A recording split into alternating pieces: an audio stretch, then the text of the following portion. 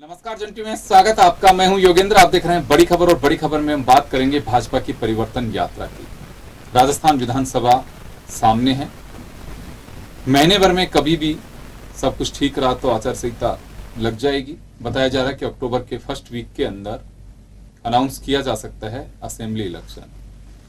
एक इस तरह का कयास है, बाकी तो कहना अभी मुश्किल है क्योंकि वन नेशन वन इलेक्शन बहुत सारी चीजें भी सामने आ रही हैं। तो उसी को देखते हुए राजनीतिक दल अपनी अपनी योजनाएं बना रहे हैं। बात बीजेपी की। बीजेपी 4 दिन 200 विधानसभा सीट के लिए यात्रा शुरू कर रही है। पहली यात्रा का आगाज सवाई माधोपुर के त्रिनेत्र गणेश जी से party supremo JP Nadda ji ने शुरू की। दूसरी यात्रा अमित शाह जी वैनेश्वर धाम से करेंगे। तीसरी यात्रा राजनाथ सिंह जी करेंगे और चौथी यात्रा नितिन गडकरी करेंगे। तमाम यात्राओं का संगम जयपुर में ही सितंबर में होगा। लगभग 15 दिन के ये टूर रहेगा और 200 विधानसभा सीट को नापा जाएगा। हालांकि बीजेपी इससे पहले भी जनाक्रोश यात्रा जनाक्रोश सभाओं के जरिए राजस्थान को नाप चुकी है। परिवर्तन यात्रा तो बीजेपी निकाली है 2003 से। वसुंधरा राजे ने परिवर्तन यात्रा शुरू की थी और उसके बाद से सेकंड फेज में भी यात्रा शुरू की वसुंधरा राजे ने, जब उनके 2018 में 2013 में उसके बाद संकल्प यात्रा शुरू की और एक बार फिर परिवर्तन यात्रा शुरू कर रही है बीजेपी। इस बार चेहरा कोई नहीं है। हर बार अपने एक हाईटेक रथ के अंदर सवार होकर के वसुंधरा राजे अपना मुहिम को आगे बढ़ाने की कोशिश करती थी। लेकिन चलिए अब की बार बीजेपी का प्लान चेंज है और यात्राएं 4 जगह से निकलेंगी। चेहरे के रूप में नरेंद्र मोदी और कमल का फूल होगा। लीडरशिप सबकी रहेगी। जिसको भी कुछ कहना है कमल के फूल और मोदी के लिए कहिए, खुद के लिए कोई कुछ नहीं कहेगा। तो चलिए हम चर्चा शुरू करेंगे और हमारे साथ राजेश चौधरी जी भाजपा से हैं, अजय कछावा जी हमारे साथ कांग्रेस से हैं, हमारे सहयोगी दशरथ सिंह हमारे साथ में जुड़े हुए हैं। दशरथ, ये यात्रा थोड़ी अलग हटके है बीजेपी की जो यात्रा निकल रही है, क्योंकि वसुंधरा राजे ने 2 परिवर्तन यात्राएं निकाली हैं, खुद के नेतृत्व में निकाली हैं। पूरी देखरेख दिल्ली से रही, लेकिन सब कुछ मनमर्जी वसुंधरा राजे की रही। पूरी प्लानिंग उनके अपने जो सिपह सलार हैं उन्होंने बनाई। इस बार प्लानिंग तो दिल्ली से ही बनी है। सिपह सलार पार्टी है, चेहरे में सारे लोग शामिल हैं, अलग हटके हैं। तो कितना रंग जमा पाएगी ये यात्रा? देखिए, इस बार की यात्रा परिवर्तन यात्रा जो आज से शुरू हुई है उसमें कह सकते हैं बदली बदली सी आ रही है। क्योंकि खास तौर पे अक्सर से देखा जाए, जैसे आपने जिक्र किया 2003 से लगातार वसुंधरा राजे जो पूर्व मुख्यमंत्री हैं उनका एक चेहरा राजस्थान में है और लोग जब वो निकलती थी लोगों में एक फेस होता था, सामने दिखता था कि सामने इलेक्शन है और इलेक्शन में वसुंधरा राजे बीजेपी का चेहरा होंगी।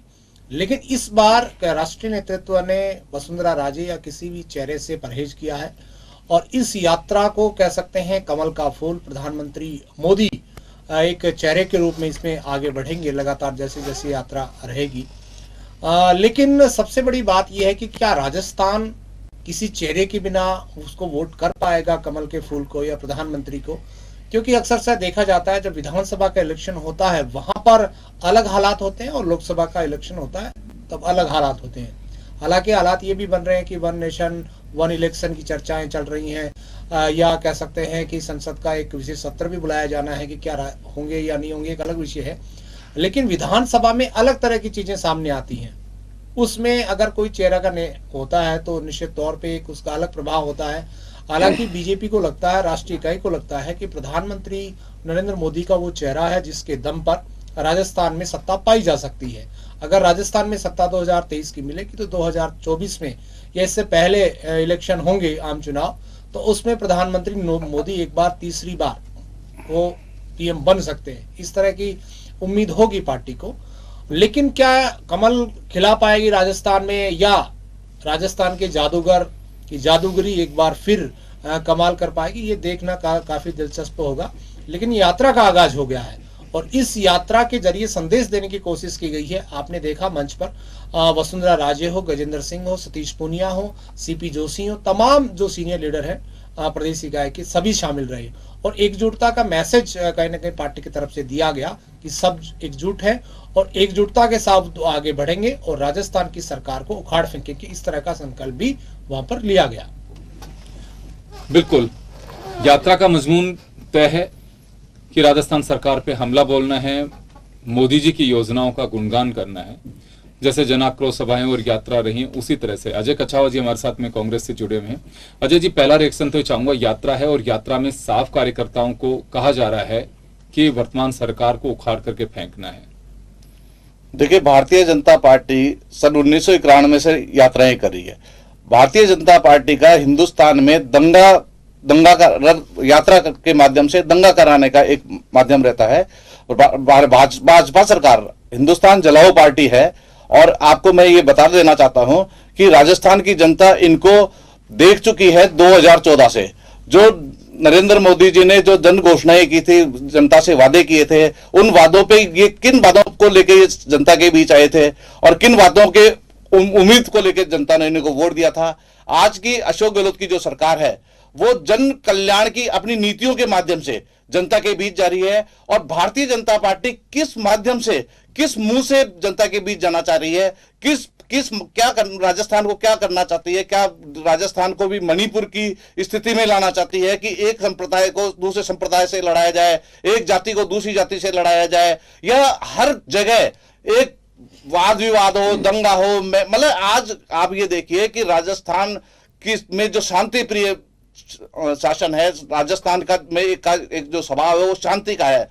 लेकिन Bharatiya Janata party very first day से, जिस दिन मणिपुर की घटना हुई, प्रधानमंत्री जी ने दो शब्द कहे, वो राजस्थान के बारे में कहे कि मणिपुर के हालत राजस्थान जैसे हैं। आप ये देखिए कि राजस्थान का इतना घोर अपमान करना प्रधानमंत्री को इस बार भारी पड़ने वाला है। 2023 में राजस्थान में कांग्रेस सरकार आ रही है और केंद्र में भी इंडिया की सरकार आ रही है और उसी से घबरा के इन लोगों ने, आप ये देख लिए कि इंडिया का जो तीसरी कल बैठक हुई उससे पहले इन्होंने 200 रुपए सिलेंडर पे कम किए और एक विशेष सत्र बुलाने का प्रयास किया। विशेष सत्र बुलाया है। आप ये देखिए, अगर विशेष सत्र बुलाते तो चाइना के मैटर को लेकर बुलाते, अगर ये विशेष सत्र बुलाते तो कोरोना के समय किसी मैटर को लेकर बुलाते। अगर इनको विशेष सत्र ही बुलाना था तो मणिपुर की घटनाओं को लेकर विशेष सत्र बुलाना चाहिए।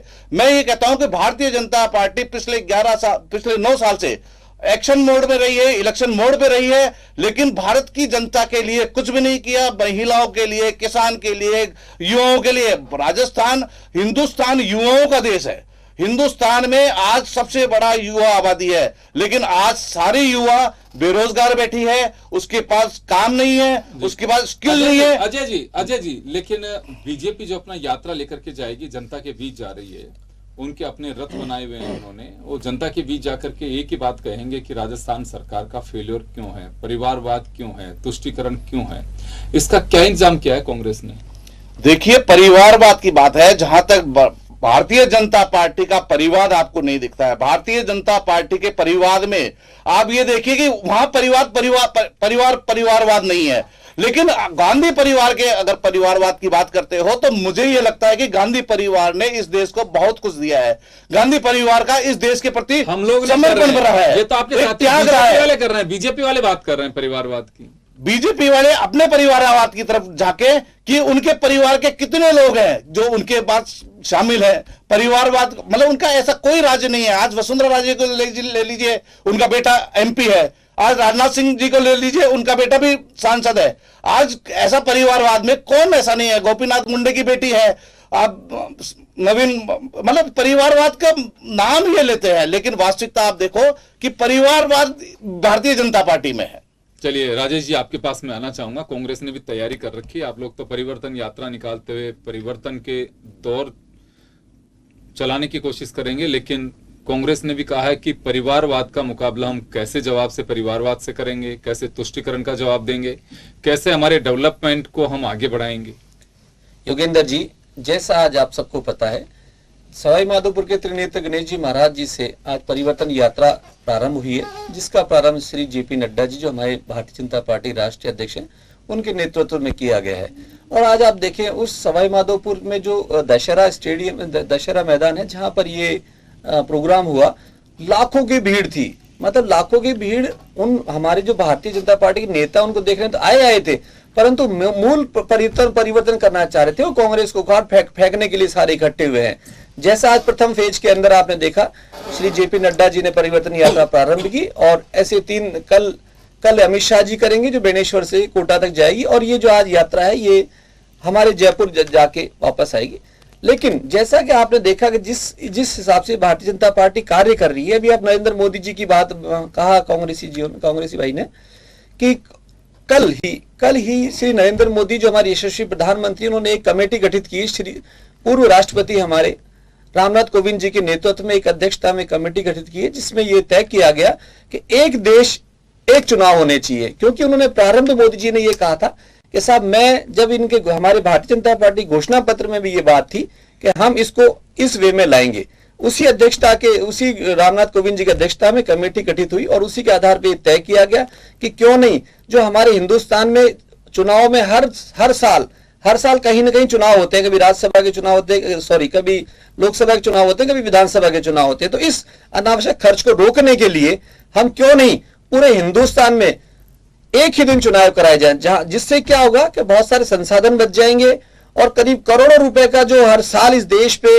हर 5 साल में जब भी चुनाव होते हैं, हर साल जब भी चुनाव होते हैं, करोड़ रुपए का पैसा खराब होता है, वो पैसा खराब नहीं हो।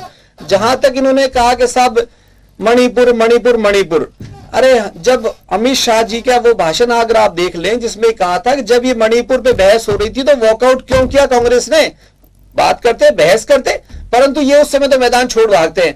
और अभी राजस्थान की बात करें, राजस्थान में आज ही आप देखें प्रतापगढ़ के दरियाबाद में क्या हो रहा है, एक महिला के संग पूरी जनता लोग देख रहे हैं, कहां है कानून, कहां है लॉ एंड ऑर्डर। परसों के अखबार में यह था 28 दिन के अंदर 64 मर्डर और 118 महिलाओं के साथ रेप, बालिकाओं के साथ नृशंस कार्य किए। तो ये कहां जा रहा राजस्थान? केवल और केवल कांग्रेस बड़ा इजी वे कह देते हैं कि साहब बीजेपी ये कर रही, बीजेपी वो कर रही। बीजेपी एक राष्ट्रवादी पार्टी है, लोकतंत्र की पार्टी है, लोक हित में सोचती है। उसी की परिणति आज ये देखिए परिवर्तन यात्रा प्रारंभ हुई है और ये पूरे 9027 किलोमीटर 200 विधानसभाओं में पूरी जगह जाएगी और जनमत इकट्ठा करेगी और उन जो पीड़ित पक्षकार हैं, पीड़ित लोग हैं, महिलाएं हैं, युवा है, उन सबको जागृत करेगी और ये भ्रष्ट और तानाशाह कांग्रेस सरकार को उखाड़ फेंकेंगे। सबसे बड़ी बात अब इन्होंने ये कही कांग्रेस के साथ युवा इस कांग्रेस सरकार में पिछले 4.5 साल में 16 वैकेंसी आई और एक भी वैकेंसी फलीफूत नहीं हुई, एक का भी रिजल्ट नहीं है क्योंकि सबके पेपर लीक हो गए। फिर वो आप दूसरा देखे आप इनका भ्रष्टाचार कहां तक, एक लाल डायरी जो इनके पूर्व मंत्री लेके घूम रहे थे उनको विधानसभा में घेर लिया, उनसे लाल डायरी इसलिए छीन ली क्योंकि उनको पता लगा कि हमारे कांग्रेस ही हमारा मंत्री हमारी परखच्चे उड़ा रहा है, हमारी सारी बातें बता रहा है, तो उस डायरी को छुपा दिया और आज उनके ऊपर अनावश्यक मुकदमे लगा के और बिल्कुल साइलेंट कर दिया। इस समय राजस्थान में लॉ एंड ऑर्डर बिल्कुल खत्म हो चुका है और इसीलिए ये परिवर्तन यात्रा का प्रारंभ है जो इस राजस्थान की इस लॉ एंड ऑर्डर से खत्म ये नृशंस सरकार, ये बिल्कुल भ्रष्ट सरकार इसको फेंकने के लिए तैयार है। तो राजेंद्र गुढ़ा के साथ आपको लग रहा है अन्याय हो रहा है तो बीजेपी साथ देगी उनका? मैं अन्याय की बात नहीं कर रहा हूं, मैं कह रहा हूं राजेंद्र गुढ़ा जी ने लाल डायरी जो इनके भ्रष्टाचार बताना चाह रहे थे उनको साइलेंट कर दिया है और जो लाल डायरी के जो शेष पन्ने हैं वो कहां है? वो अशोक गहलोत जी के पास है, राजनाथ जी इनके अपने राजेंद्र गुढ़ा जी के पास, किसके पास है? पर क्या है कि कांग्रेस सरकार में भ्रष्टाचार चरम लेवल पे है, इसलिए वो एक दूसरे की बातें नहीं खोल पा रहे। थर्ड चैप्टर आप देखें, कांग्रेस 2 हिस्सों में बटी हुई है, सचिन पायलट, अशोक गहलोत। और ये जो कह रहे साहब उन दोनों का दिल्ली में राजीनामा हो गया, उसी राजीनामे के अगले दिन ही मुनेश गुर्जर जो जयपुर की महापौर थी हेरिटेज की, उस महापौर के खिलाफ भी उन्होंने, आप तो खैर दोबारा हाईकोर्ट से ऑर्डर होने के बाद हो गया, परंतु उन्होंने एक बार तो उनको बर्खास्त करने की, निलंबित करने की प्रक्रिया प्रारंभ कर ही दी थी। ये तो कोर्ट है जिसके कारण ये बच गया। और ये जो अनावश्यक भ्रष्टाचार ये अनावश्यक कर रहे थे, जब प्रताप सिंह खाचरियावास जी खुले कह रहे थे कि साहब हमें पता है कि साहब ये भ्रष्टाचार चल रहा था, हमें सूचना थी, तो उस समय क्यों नहीं लगाम लगाई? क्योंकि उसके हिस्सेदार थे। ऐसा ही अभी आप अशोक गहलोत जी का देख लें, अशोक गहलोत जी ने परसों स्टेटमेंट दे दिया कि वकील और जजेस बड़े मतलब सही काम नहीं कर रहे हैं, तो इतनी बुरी जो कल पूरे राजस्थान में वकीलों ने जो 1.25 लाख एडवोकेट्स है पूरे राजस्थान में सारी बारिशों ने स्ट्राइक करी है, उनकी जगह जगह पुतले जलाए गए, उनके खिलाफ रिट पेश की गई, कंटेम्प्ट पेश की गई है। आखिर क्या हो रहा है? तो राजस्थान चले अजय जी, कितना प्रभाव डाल पाएगी यात्रा? आप कहेंगे कि बिल्कुल नहीं डाल पाएगी, लेकिन बीजेपी की इसी रणनीति को लेकर के चल रही होगी। बीजेपी को लगता है कि ये यात्रा जो है ये हमारी एक अंतिम लड़ाई का एक वैसा केंद्र बिंदु है जिसमें सरकार को मजबूर कर देंगे। देखिए, ये रथ यात्रा इन्होंने इससे पहले भी जन आक्रोश यात्रा निकाली थी। भारतीय जनता पार्टी ने यात्राओं के माध्यम से जनता को कनेक्ट करने का प्रयास किया है, लेकिन जन आक्रोश यात्राओं के भी हाल आपने देखे हैं। जनता इनसे जुड़ ही नहीं पाई, जनता इनकी बात सुनना ही नहीं चाहती, क्योंकि जनता के साथ इन्होंने छल कपट बेईमानी जो वादे किए थे वो वहां एकदम शून्य रहे। आप ये देखिए कि भारतीय जनता पार्टी का जो यात्राओं का, अब यात्राएं नहीं निकलेगी, रथ यात्राएं नहीं निकलेगी, रथ के पहिए निकलेंगे। जनता इनको उखाड़ फेंकेगी। बिल्कुल, जनता जो इनके जो जनता ही नहीं इनको सिर पे बैठाया था, और जनता ही इनके रथों का दुर्दशा जो करेगी। आप देखना कि जनता इनके रथों का क्या हाल करती है। ये रथ यात्रा निकालना भूल जाएंगे राजस्थान की जनता। थोड़ा सा मुझे बताइए। देखिए, मैं बताऊं, इन्होंने रथ के माध्यम, मैंने ये सुना है कि मैंने बचपन में रामायण देखी है, रामलीला देखी है, तो रथ पे मैंने हमेशा रावण को आते हुए देखा है, मैंने रथ पे युधिष्ठिर को, दुर्योधन को ज्यादा देखा है। आप रथ के माध्यम से साधनों के साथ जो लड़ाई लड़ते हैं, उन लोगों को मैंने जो देखा है जो गलत राह पे होते हैं। इनकी रथों की जो रथों वाला जो एजेंडा है वो इस बार फ्लॉप होने वाला है, इस बार खत्म होने वाला है। इस बार राजस्थान में फिर जननायक अशोक गहलोत की सरकार बनने वाली है, क्योंकि सरकार की जो नीतियां हैं, सरकार का जो हर परिवार को लाभ देने का जो नजरिया है, हर आदमी को लाभ देने का है। आप ये देखिए, राजस्थान की एक ऐसा राज्य है जहां हर आदमी का, गरीब से गरीब आदमी का कोई अन्याय हो रहा है, मुकदमा दर्ज हो रहा है जी। मतलब एक भी ऐसी एफआईआर नहीं है कि वो दर्ज ना हो, क्योंकि एफआईआर नहीं दर्ज करने पर थानेदार को निलंबित किया जा सकता है जी। लेकिन पहले इससे पहले पब्लिक का मन अब बदल जाएगा। 2 बार की बीजेपी की रथ यात्राएं राजस्थान में वसुंधरा राजे ने निकाली, सफल हुई वो, तो अब कैसे मन बदल रहा है? पिछली 2 बार जनता जो गलती कर चुकी है, जनता से जो गलती हुई है, जनता ने उस गलती से ही सीखा है। और आप ये देख लीजिए योगेंद्र जी, मैं आपको बता देना चाहता हूं कि गलती करने के बाद जो सीखता है वो व्यक्ति बड़े मजबूती के साथ खड़ा होता है। और आप ये देखिए, अब के बार इनको मत समर्थन कुछ नहीं, आपके हर बार इन्होंने नरेंद्र मोदी का चेहरा आगे करके चुनाव लड़ा है। आपकी जनता नीतियों के माध्यम से चुनाव लड़ना चाहती है। आपकी जनता ये पूछ रही है, कोई हिडन एजेंडा नहीं है बीजेपी का। देखिए, नरेंद्र मोदी कमल का फूल, उसी को लेके आगे जा रहे हैं। बड़े सबसे कह रहे हैं कि भारतीय जनता पार्टी के पास आंतरिक सर्वे इनके पास जा रहे हैं, इनके पास योग्य आदमी नहीं है। इससे पहले पूरे हिंदुस्तान की जनता ने नरेंद्र मोदी पे विश्वास किया था, नरेंद्र मोदी के नाम पे वोट दिया है, मतलब इवन पार्षद तक वोट दिया है। लेकिन अब के जनता ने ये देख लिया कि हमारा सब कुछ भारतीय जनता पार्टी को दिया था, लेकिन अब की भारतीय जनता पार्टी को ब्याज सहित जनता कोसने में है। जी चलिए, मैं थोड़ा सा राजेश जी आपके, क्योंकि अब सवाल खड़े किए हैं, तो मैं एक बार फिर वापस आपके पास आना चाहूंगा। अभी आपने परसों देखा होगा, एक अमेरिका की सबसे बड़ी रिसर्च सेंटर है अमेरिका थिंक टैंक। उस अमेरिका थिंक टैंक ने ये सर्वे करने के बाद ये कहा है कि हिंदुस्तान में और 30 देशों के लोगों से पूछ के 79% आज भी नरेंद्र मोदी जी को प्रधानमंत्री के रूप में पसंद करते हैं, और 2024 में भी वो उन्हें प्रधानमंत्री बनाना चाहते हैं।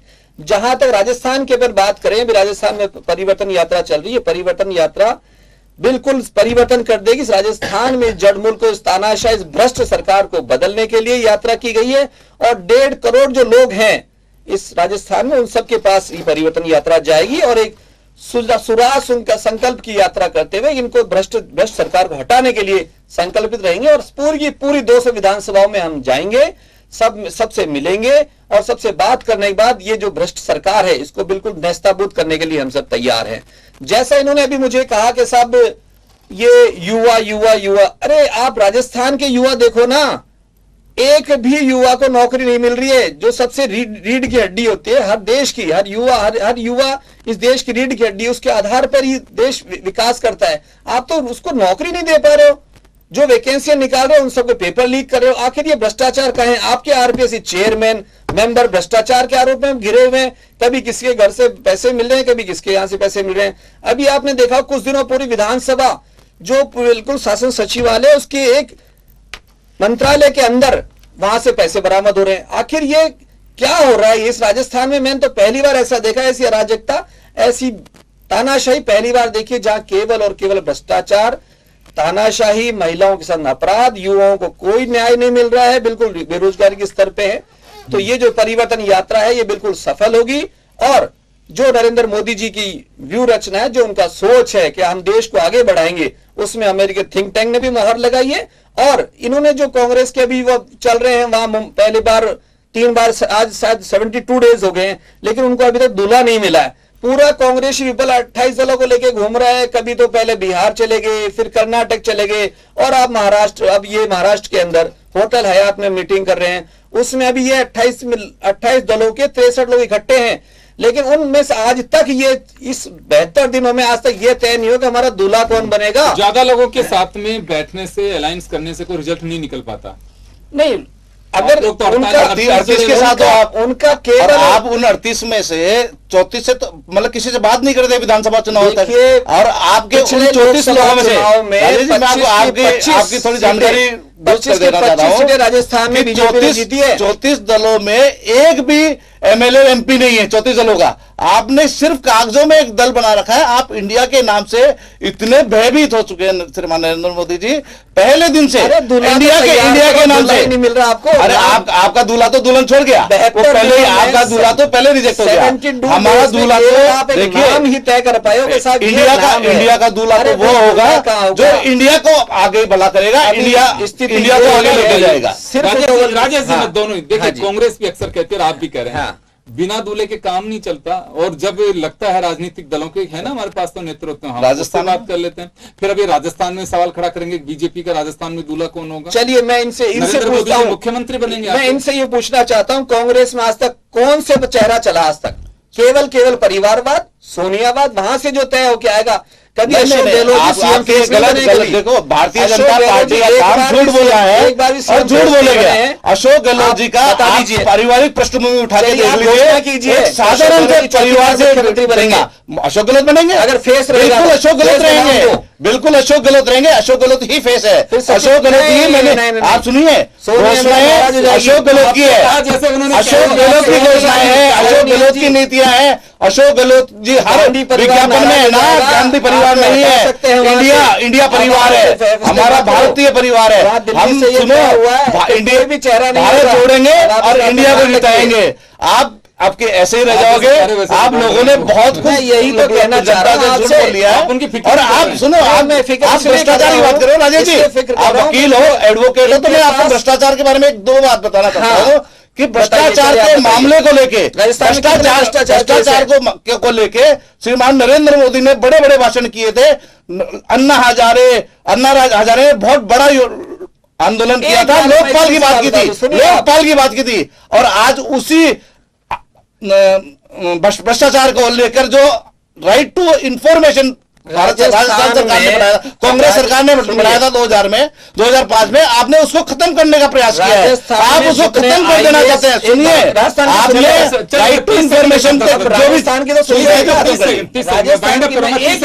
एक लाइन जवाब देना चाहूंगा। राजस्थान में एसीबी में करीब बहुत सारे मुकदमे ट्रैप हुए, बहुत सारे अधिकारियों को ट्रैप किया गया रिश्वत के साथ, लेकिन आज तक इस अशोक गहलोत सरकार ने, इस कांग्रेस सरकार ने, ईडी ने इनकम टैक्स में राजस्थान में बहुत प्रयास कर लिया, लेकिन एक भी भ्रष्टाचार नहीं मिला है।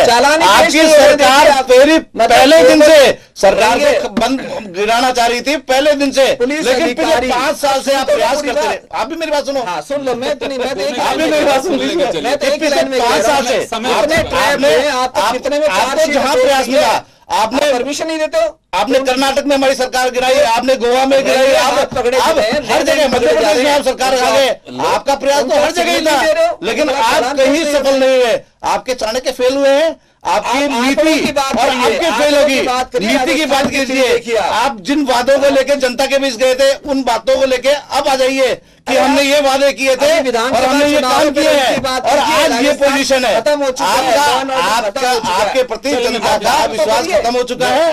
और आप राजस्थान बताइए आप। अब सिर्फ आप झूठ बोलने में ये मास्टर चुनावी हो। जुमले भारतीय रहने जनता दीजिए। पार्टी चुनावी जुमले बीजेपी रहने की पार्टी दीजिए। झूठ बोलने में मास्टर है, लेकिन जनता समझ चुकी हाँ, है कांग्रेस और भ्रष्टाचार जनता में है, जनता अपराधियों अशोक में गहलोत है। की नीतियों तक पहुंच चुके हैं, घर चलिए, घर में लाभार्थी चलिए, है चलिए, और चलिए, उनका रिजल्ट अजय अजय जी, जी, राजेश राजेश जी, जी, चलिए मैं माफी चाहूंगा, मैं समय का अभाव है। खैर चलिए, बीजेपी की परिवर्तन यात्रा का आगाज हो चुका है। दूसरी तरफ मुख्यमंत्री अशोक गहलोत नए जिलों को नापने के लिए अपने अभियान पे निकले हुए हैं और वो समय समय पर नए जिलों में अपनी उपस्थिति दर्ज कराएंगे, क्योंकि उनकी पांव की चोट से पहले इसी तरह से वो राहत शिविरों का रुख कर रहे थे। एक बार वापस गहलोत अपने अंदाज में दिखाई देंगे। खैर, लेकिन इसी बीच एक बड़ी बात यह भी है कि जल्द ही सितंबर के आखिरी वीक में ही अब कमीशन भी यहां पे आएगा और कमीशन जब आता है तो वो फाइनल उनका एक रूट चार्ट तय कर देते हैं कि इसी चीज को देख करके जाएंगे, पॉलिटिकल पार्टी से मुलाकात करेंगे, यहाँ की बूथ व्यवस्था देखेंगे,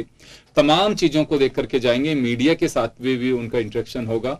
वो ये लगता है कि बस अब चुनाव की डेट नजदीक है और अनाउंस की जा सकती है। उस लिहाज से अक्टूबर के फर्स्ट वीक में डेट अनाउंस हो सकती है, सब कुछ अगर ठीक रहा। लेकिन कुछ संदेह भी है कि आनन फानन में जो सत्र बुलाया गया है, वन नेशन वन इलेक्शन, इसको लेकर के भी सरकार कुछ कर रही है, तो भी देखना होगा कि कैसे क्या होगा। लेकिन फिलहाल तो ये माना जा रहा है कि अक्टूबर के फर्स्ट वीक में, यानी कि महीना भर ये बचा हुआ है, जो राजनीतिक दलों के लिए आर पार की लड़ाई लड़ने के लिए काफी धरातलीय समय है ये, जिसमें जनता के बीच अपने एजेंडे को लेकर के जाएंगे। हालांकि वो राह बंद नहीं होंगी, इलेक्शन डिक्लेयर होने के बाद भी राजनीतिक दल जाते रहेंगे, लेकिन वो एक दूसरी लड़ाई होगी, वो होगी टिकटों की, वो उस पर फोकस किया जाएगा। ये महीने भर का जो वक्त है, ये रूट नापने के लिए, राजस्थान को नापने के लिए ये बहुत महत्वपूर्ण कहा जा सकता है। तो चलिए, आप सभी का बहुत बहुत शुक्रिया। बड़ी खबर में इतना ही, दीजिए इजाजत, नमस्कार।